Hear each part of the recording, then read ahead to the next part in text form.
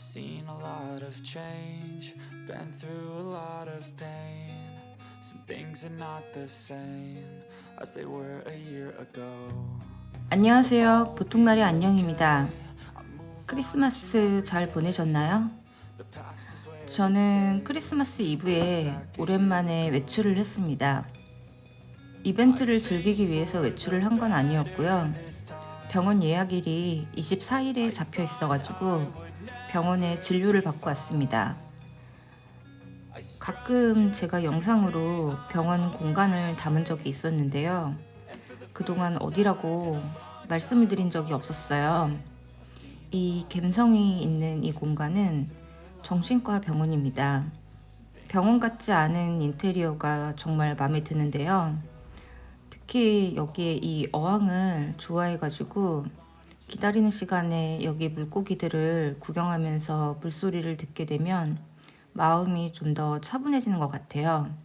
그래서 이 어항에 물고기들을 몇 번 촬영해가지고 영상에 담은 거를 본 분들도 좀 있으실 거예요. 제가 뭐 특별한 곳에 가서 촬영을 한 건 아니었고요. 병원에서 물고기들 구경하다가 너무 예뻐가지고 촬영을 했던 것이었습니다.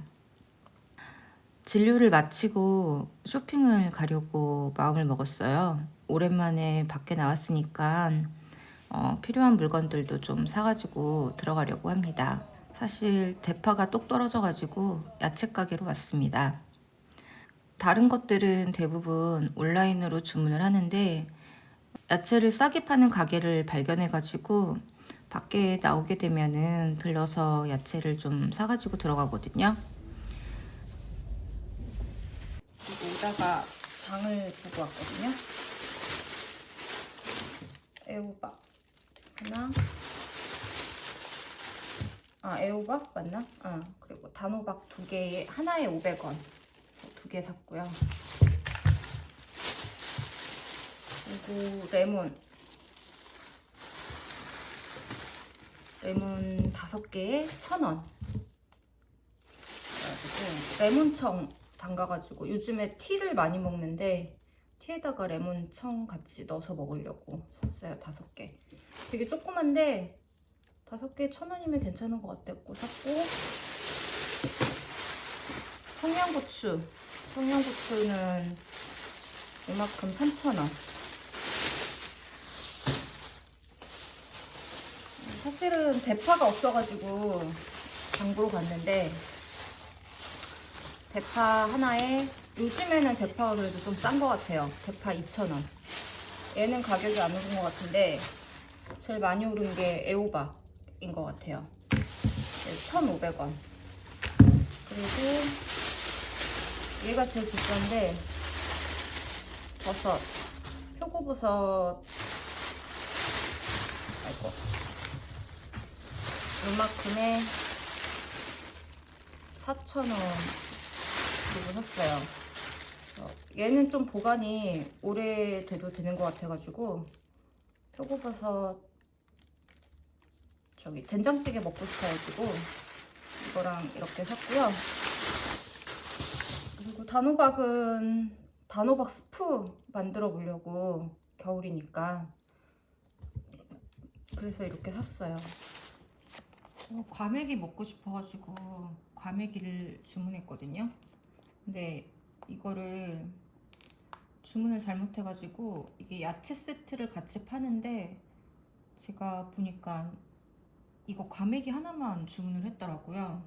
그래서 아침에 이거 배송된 거 보고 충격을 받았는데, 일단은 집에 알배추가 남은 게 있어가지고 이거 씻어서 잘라 넣고, 마늘이 꼭 있어야 되거든요. 마늘종이랑 마늘이 있어야지 진짜 맛있게 먹을 수 있는데 이게 없어가지고 일단은 마늘 사려고 밖에 나갈 수는 없어가지고 양파를 잘라가지고 찬물에 좀 담가놨어요.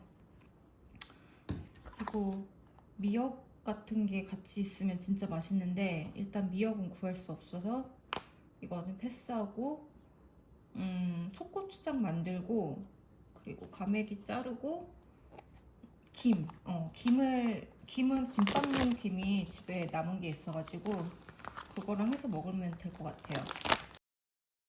오늘이 제가 정신과를 다닌 지 정말 딱 6년이 되었더라고요. 그러니까 18년도 12월 24일에 처음 병원에 가서 공황장애와 불안장애 그리고 우울증을 진단받고 나왔었는데 그때 당시에 제가 의사에게 얼마나 치료받으면 완치될 수 있는지를 제일 먼저 물어봤었거든요. 그때 의사는 6개월 정도 약을 꾸준히 먹으면 완치가 될 수 있다고 했는데 안타깝게도 저는 6년째 이 병원을 계속 다니고 있어요. 물론 뭐 그분이 돌팔이라서 병이 낫지 않았다는 생각을 하는 것은 아니고요. 8년도 이후부터 제 상황이 계속 안 좋아지기 시작을 했고 난치병 진단부터 시작해가지고 내가 소멸될 정도로 강력한 불행이 제 인생 전체를 다 꽁꽁 묶어버렸기 때문에 아마 멀쩡했던 사람도 정신질환이 생기지 않았을까라는 생각을 합니다. 그래서 6년간 치료를 받고 있는 게 이상하다라는 생각을 하지는 않아요. 오히려 병원의 도움을 받지 않았으면 이런 상황 속에서 저는 숨도 쉬지 못하고 살았을 거라는 생각을 하기 때문에 미리 알고 병원을 다닐 수 있게 되어서 오히려 다행이라고 생각을 하고 있습니다. 2년 전에 원고가 이혼을 요구하고 원고의 상간년을 확인하고 난 뒤에 내 인생이 완벽하게 망했다라는 것을 깨닫게 되었어요. 병으로 인해서 경제활동이 어려우니 경제적으로도 어려웠고 또 다시 두 번째 이혼을 해야 된다는 사실 그리고 영원히 머릿속에서 지워지지 않는 그 상간년의 존재 이 모든 것이 내 인생을 완벽하게 부셔버렸다고 생각을 해가지고 정말 매일같이 울면서 보냈던 시기가 있었거든요. 왜 전쟁 영화나 이런 데서 보면 완전히 폐허가 된 그 자신의 집을 보고 막 그 허망하게 우는 모습 뭐 저도 이런 기분이었던 것 같아요. 그때 당시에. 그러다가 눈물이 마를 만큼 긴 시간 동안 이제 울고 나니까 어느 정도 마음이 편해지기 시작을 했습니다. 저는 인식을 못하고 있었는데 이때 처음 깨닫게 되었어요. 제 인생은 완벽해야 한다고 저는 생각하면서 살았던 것 같아요. 아주 예전에 제가 회사를 다니던 때 새로 산 화이트 셔츠를 입고 출근한 일이 있었어요. 이제 오후에는 중요한 미팅이 있기 때문에 저는 제가 좀 업무를 완벽하게 처리하는 이런 프로페셔널한 이미지를 상대에게 보이기 위해서 일부러 주름 하나 없는 새로 산 흰 셔츠를 입고 회사를 갔었습니다. 새로 산 흰색 옷을 입고 생활을 하다 보면 옷에 뭐가 묻을까봐 엄청 신경 쓰이고 그러잖아요. 커피를 마실 때도 조심조심 하게 되고 펜을 쓸 때도 그렇고 그런데 하필 그날따라 사람들이랑 점심을 회사 근처에 중국집에 가서 먹게 되었어요. 그 집이 짬뽕이 유명한 곳이라서 일행 모두 짬뽕을 시키는데 저는 옷에 빨간 국물이 튈까봐 걱정을 하면서도 그때 식사 자리가 좀 어려운 사람들이 있었거든요. 그래서 혼자서만 옷에 국물이 튀지 않는 메뉴를 나는 시킬 거야 뭐 이렇게 말하는 게 사실 눈치가 보여가지고 저도 다른 사람들처럼 짬뽕을 그냥 주문을 했었어요. 그래서 뭐 앞치마를 하고 먹으면 되지 않을까 싶어서 앞치마까지 하고 이제 조심조심 해가지고 한 젓가락씩 먹느라고 이 식사도 절반도 못했는데 다 먹고 나서 앞치마를 이렇게 벗고 나서 보니까 국물이 막 사방에 막 튀어 있는 거예요. 그래서 어쩔 줄 몰라가지고 막 화장실로 달려가가지고 그 국물을 막 지우려고 비누칠을 막 해대는데 이게 아시죠? 물자국 때문에 이게 얼룩이 막 더 커져 보이는 그런 현상이 일어나는 거예요. 그랬던 기억이 있어요. 그러면서 막 어쩔 줄 몰라 했던 그때 기억이 있는데요. 그러다가 이깟 옷 하나 때문에 내가 왜 이렇게까지 해야 되나 싶기도 하고 그래가지고 포기를 하고 이제 자리를 돌아왔습니다.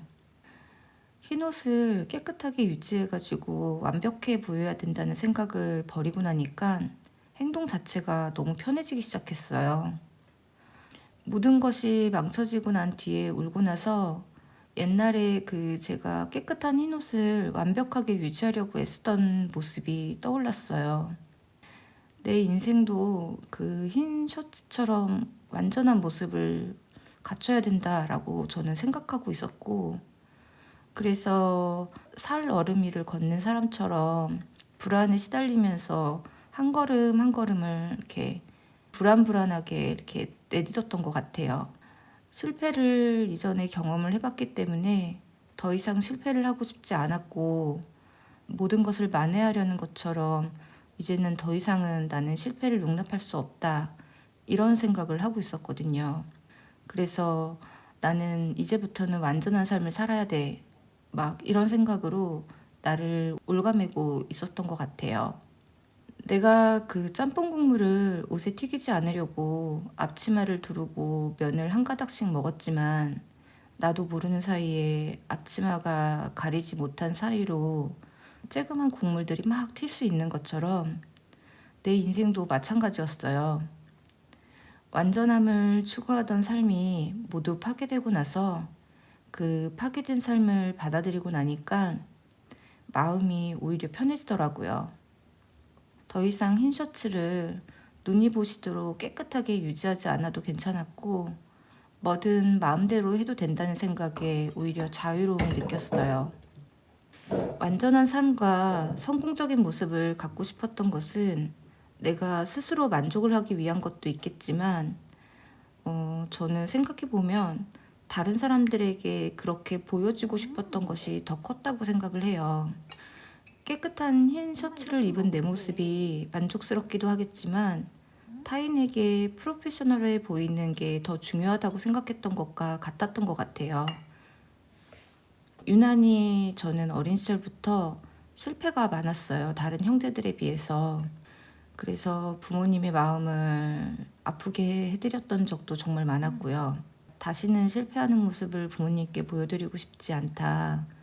어린 시절에 이혼을 했지만 잘 사는 모습을 보이고 싶었고, 또 경제적으로도 풍요롭게 사는 모습을 부모님께 보여드리고 싶었어요. 이혼을 한 번 했기 때문에 두 번째 이혼은 없을 것이라는 것이 말도 안 되는 생각이잖아요. 왜 나는 두 번째 이혼을 할 거라는 생각조차도 하지 않고 내가 잘 살 수 있을 것이라고 확신을 했던 것인지, 왜 그때 그런 생각을 했는지 사실 좀 이해가 되지 않아요. 대형 병원에는 사람들이 넘쳐나고 이름 모를 병들로 수많은 사람들이 고통을 받고 있는데도 불구하고 왜 나는 그 병들에서 당연하게 예외일 거라고 생각을 하면서 당연하게 살았던 것인지. 공장에서 찍어내는 물건이 아닌 살아 숨쉬는 것들은 완전할 수가 없는 것이 당연한 것인데, 왜 내 인생만큼은 완전해야 된다고 믿고 살았는지 지금은 그때 내가 이해가 되지가 않아요. 살아서 숨쉬는 것은 본래 완전할 수 없기에 내가 사는 인생도 완전해질 수가 없다는 것을 이해하고 나니까 나를 괴롭히던 불안이 점차 사라지기 시작을 했습니다. 지금 내가 불행한 일을 겪고 있다고 해서 또 불행이 찾아오지 말라는 법도 없는 것인데, 어찌 그리 오만한 생각으로 내 노력으로 결혼을 유지하려고 했던 것인지 참 바보 같았다라는 생각을 지금 와서 하게 되었어요. 눈이 부시는 흰 셔츠도 결국은 사람이 몇 번 입고 세탁을 하면 색이 바래고 생활 흔적이 남을 수밖에 없는 것을 어찌 완벽하게 하얀색을 유지하려고 애쓰면서 그게 마치 내 능력을 대변하는 것이라 믿었는지, 그것도 참 웃기죠. 완전한 삶을 꿈꾸게 되지 않으니까 마음이 편해졌어요. 부모님께도 성공하는 자식의 모습을 보여드리는 것만이 중요한 것이 아니라는 것도 알게 되었습니다.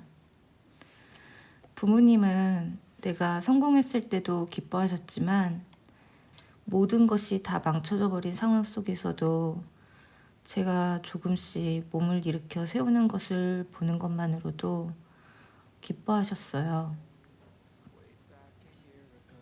인생을 완벽하게, 완전하게는 살 수는 없는 것 같아요.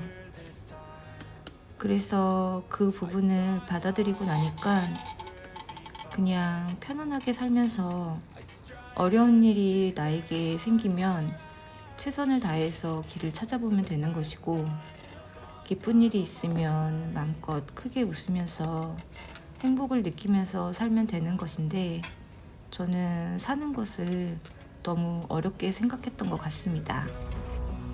But all will be okay. I move on each and every day. The past is where it stays.